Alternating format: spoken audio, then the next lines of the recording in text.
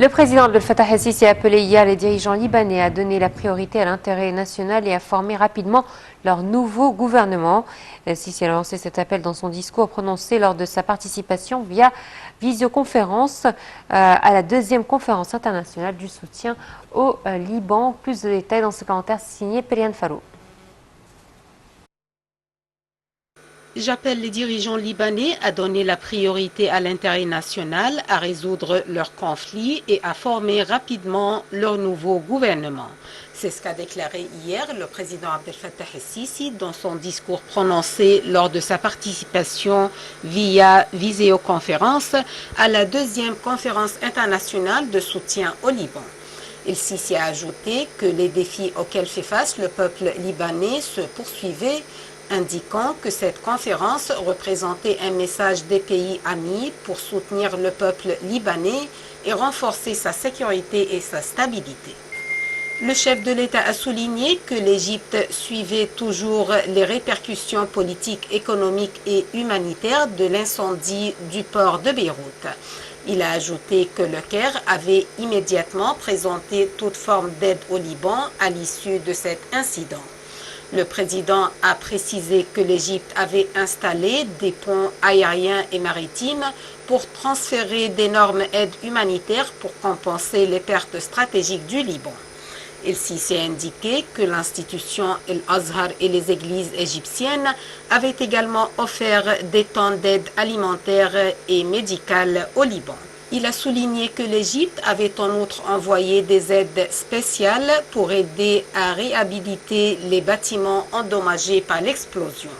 Le chef de l'État a souligné que les circonstances difficiles que traverse actuellement le Liban coïncidaient avec les vagues successives de la pandémie du coronavirus. El-Sisi a déclaré à cet égard que l'Égypte avait fourni 2 cargaisons de médicaments aux Libanais pour faire face à cette pandémie. Le président a affirmé qu'il n'était pas question de laisser le Liban seul face à ces difficultés, indiquant que le vrai défi auquel font face les Libanais est le gel politique. Il a souligné que la communauté internationale était consciente de ses responsabilités envers le Liban, mettant l'accent sur l'importance de ne pas impliquer ce pays dans les conflits régionaux. El-Sisi a conclu que la résolution de la crise libanaise n'aura lieu qu'à travers la concrétisation des revendications du peuple libanais. El-Sisi a remercié le gouvernement français pour avoir initié la tenue de cette conférence en coordination avec les Nations Unies. Le président Abdel Fattah el-Sisi a inspecté des modèles de véhicules multi-opérationnels qui ont été préparés et équipés par le secteur civil en coopération avec les forces armées dans le cadre de la stratégie de l'État qui vise à développer le système de transport public pour servir le secteur civil et les citoyens. Les responsables ont donné au président une explication détaillée en ce qui concerne le système d'action pour adopter les techniques les plus modernes dans la production des véhicules blindés des forces armées en coopération avec le ministère de la Production militaire et l'autorité arabe d'industrialisation. Le président el-Sisi a également inspecté les véhicules blindés les plus modernes qui ont été fabriqués par les forces armées égyptiennes d'après les technologies mondiales sophistiquées pour appuyer les efforts des forces armées à faire face au terrorisme et pour apporter les renforts nécessaires aux postes sécuritaires des forces de la police.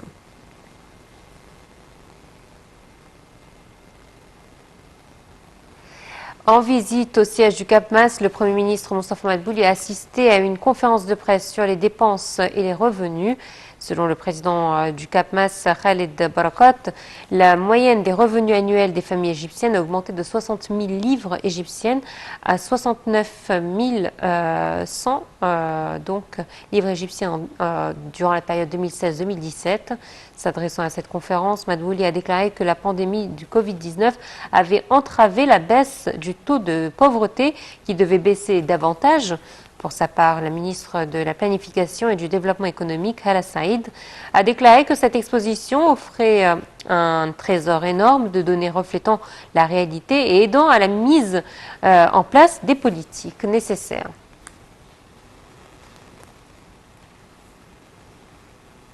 Et le second tour de la deuxième phase des élections législatives 2020 commence aujourd'hui pour les Égyptiens expatriés. Le ministre des Affaires étrangères a appelé les Égyptiens de l'étranger à s'inscrire sur la liste électorale et accéder au site internet de l'Autorité nationale des élections aujourd'hui et demain pour remplir et imprimer les bulletins de vote pour pouvoir participer au second tour de la deuxième phase des élections prévues du 3 au 7 décembre pour les expatriés. Ces derniers doivent envoyer leur bulletin de vote via la poste avec les pièces jointes nécessaires au siège de la mission électorale avant le 7 décembre, fin de travail de ces missions à l'étranger.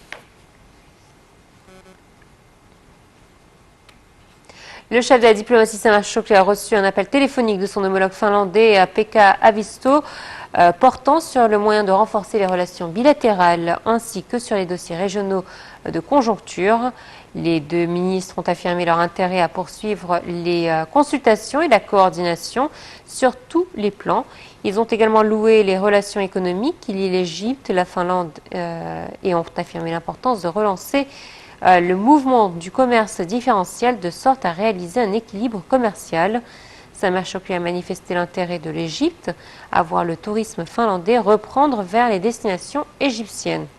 L'entretien téléphonique a également porté sur les dossiers régionaux et la conjoncture actuelle dans certaines régions, dont notamment la Corne africaine et l'Afrique australe, en plus des dernières évolutions au niveau du dossier du barrage de la Renaissance.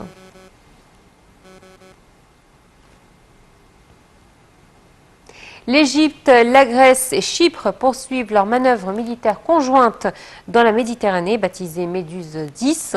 Ces exercices aériens et navals conjoints doivent durer plusieurs jours. La France et les Émirats arabes unis prennent part également à ces manœuvres. Les forces aériennes et navales américaines, saoudiennes, bahreïniennes, saoudanaises, jordaniennes, italiennes et allemandes assisteront à ces manœuvres en tant qu'observateurs.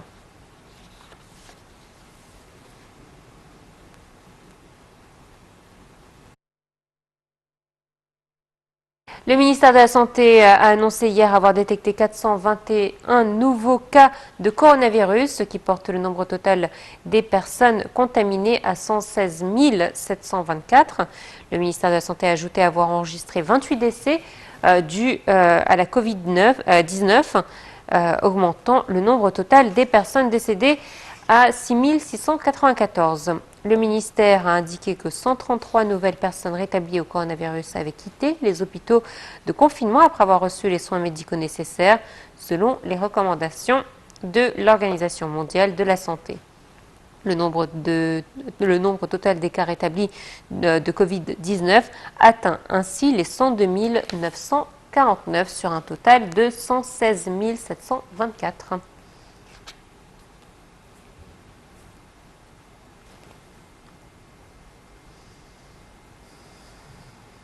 L'Agence centrale pour la mobilisation publique et les statistiques, la CAPMAS, a affirmé hier que les efforts que l'État déployait pour protéger les personnes handicapées visaient à améliorer la qualité de vie et à leur garantir un meilleur niveau de vie. La CAPMAS a fait sa déclaration dans un communiqué publié à l'occasion de la célébration aujourd'hui de la Journée mondiale des personnes handicapées. Perihan Fallou.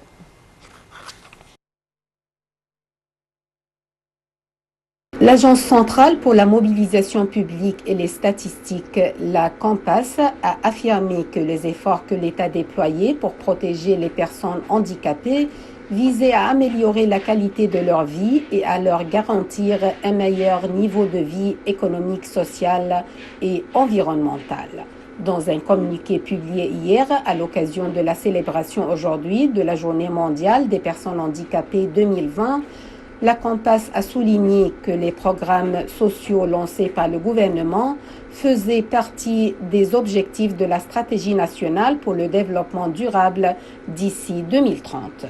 Le communiqué a mis en exergue certains efforts de l'État en faveur des personnes handicapées, dont la promulgation de la loi 10 de l'année 2018 sur le soutien des personnes handicapées incapables de travailler avec un montant de 5 milliards de livres, ainsi que le soutien des ressources du fonds ATA ou donation pour la prise en charge des personnes ayant des besoins spéciaux de 100 millions de livres en sus de l'affectation de 500 millions de livres par le Fonds Vive l'Égypte au ministère de l'Enseignement en faveur de cette catégorie. La Compass a prôné la sensibilisation de la société aux droits des personnes handicapées, l'enracinement du respect de ces droits et le fait de leur assurer la sécurité et la protection nécessaires.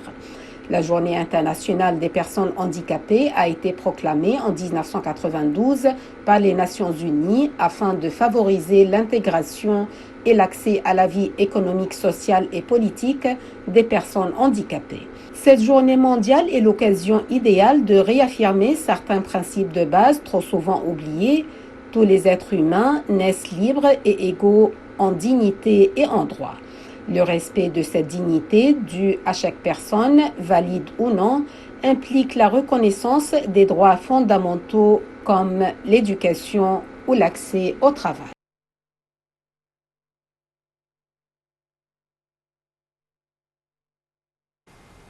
Et on termine avec du sport. Le ministre du Tourisme, Khader Anani, s'est entretenu hier avec le ministre de la Jeunesse et des Sports, Achraf Sobhi, et le président de la Fédération internationale de handball. Ils ont examiné la coopération entre les deux ministères et les préparatifs en vue de la tenue de la 27e édition du championnat du monde de handball messieurs, catégorie hommes, donc, que doit accueillir l'Égypte du 13 au 21 janvier 2021. Ce championnat est l'événement sportif international le plus important de la prochaine période. 32 pays y participent, soit un record de participation. Le tirage au sort du mondial s'était tenu en septembre au Caire, au pied des pyramides. Nous a rejoint par téléphone Hazem Skandarani pour nous parler justement de cet événement. Bonjour.